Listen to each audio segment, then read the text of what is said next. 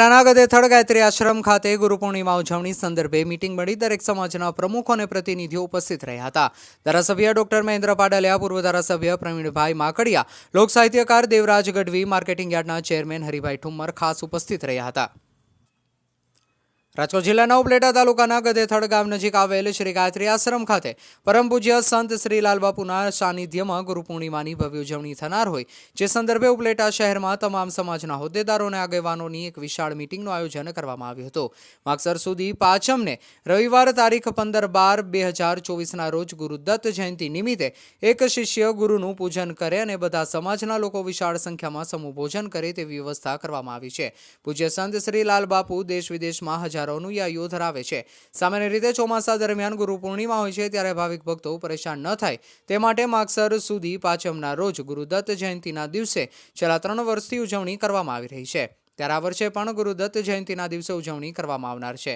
છેલ્લા 3 વર્ષથી ઉપલેટા તાલુકાના 52 ગામોમાં ગાયોને નિરણ, પંખીને ચણ, કૂતરાને લાડવા, માછલાને ગુંદી અને કીડીને કીડિયારું આ બધી સામગ્રી ઉપલેટાના 52 ગામમાં પહોંચાડી દેવામાં આવી છે। જે ગુરુ પૂર્ણિમાના દિવસે બોલ મૂંગા પ્રાણીઓને ખવડાવીને તેની ખાસ ઉજવણી કરવામાં આવશે તેવું પૂજ્ય સંત શ્રી લાલબાપુએ જણાવ્યું હતું। ગુરુ પૂર્ણિમા ઉત્સવની ઉજવણી માટે હાલ તડામાર તૈયારીઓ પૂરજોશમાં ચાલી રહી છે। આ મીટિંગમાં ઉપલેટા ધોરાજીના ધારાસભ્ય મહેન્દ્ર પાડલિયા, પૂર્વ ધારાસભ્ય પ્રવીણ માકડિયા, લોક સાહિત્યકાર દેવરાજ ગઢવી, માર્કેટિંગ યાર્ડના ચેરમેન હરિભાઈ ઠુમ્મર, દિલીપભાઈ રાડિયા, દિનેશભાઈ ચંદ્રવાડિયા, નગરપાલિકાના પૂર્વ પ્રમુખો દાનભાઈ ચંદ્રવાડિયા અને મયુરભાઈ સુવા, રાજપૂત સમાજના પ્રમુખ હરપાલસિંહ જાડેજા, મુસ્લિમ સમાજના અરુણભાઈ માલવિયા, હાતિમભાઈ સહિતના તમામ સમાજના પ્રમુખો અને હોદ્દેદારો પોતાના પ્રતિનિધિઓ સાથે ઉપસ્થિત રહ્યા હતા અને રાત્રિ ભોજન પણ લીધું હતું। રિપોર્ટર જગમાલ સુવા, ઉપલેટા। આપણે અહીંયા ગાયત્રી આશ્રમમાં પૂનમ ઉજવવામાં આવે છે। માગસર સુદ પૂનમ અને રવિવાર તારીખ 15/12 જે ગુરુદત્ત જયંતિ છે એને નિમિત્તે શિષ્યો ગુરુનું પૂજન કરે એટલે પૂજન પણ રાખવામાં આવેલું છે અને સાથે સાથે ભોજન પણ રાખવામાં આવેલું છે।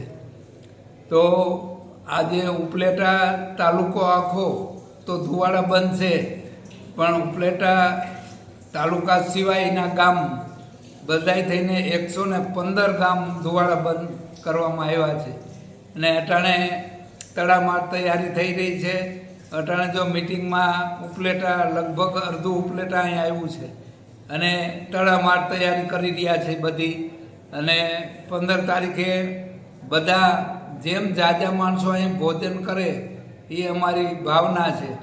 અને ધુવાડા બંધ એને કહેવાય એ ગામને કે જે બધી વસ્તુ થાય એને કહેવાય।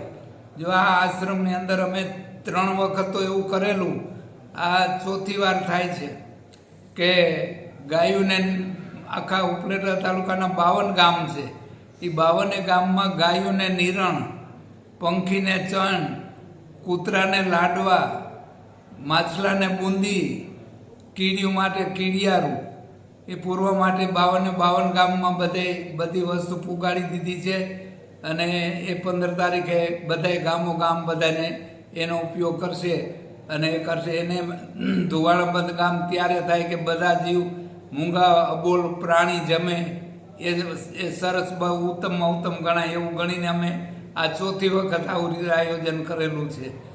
અને આ આયોજનમાં જે ભાઈઓ સ્વયંસેવકો આજુબાજુ ગામના અને ઉપલેટાના તો ખૂબ માણસો આજે આવેલા છે, એની પાસે આજ મીટિંગ લેવાની છે અને ગામથી માણસ આવવાનું છે।